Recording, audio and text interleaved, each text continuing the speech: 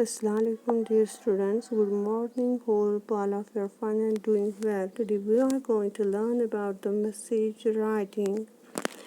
A message can be simply described as certain information we need to give to a person when we cannot directly communicate or contact them. A message can be both written or oral. A message can be written in a formal or in an informal way based on the conditions. The message should be written in a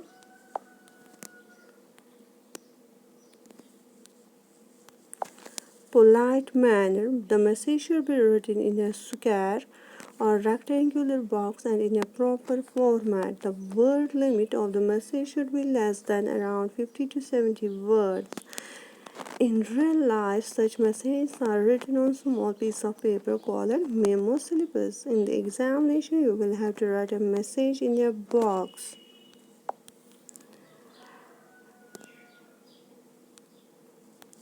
Here are the key elements you must include in message writing. First step is heading.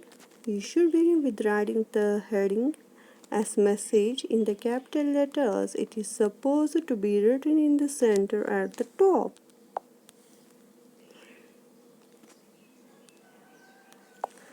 Next is the date. On the left hand side of the page, you have to write the date in expanded form. Then comes the time. Though it is mandatory to mention the time in a message, there is no specification for its placement, as it can either be mentioned on the left under the date or on the right side adjacent to it. After time,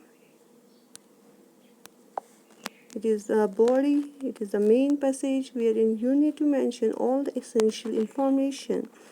Do not use lengthy sentences. Keep it short, precise, and within 150 words. Then it comes the sender. After writing the necessary information, the sender's name comes at the end on the left side.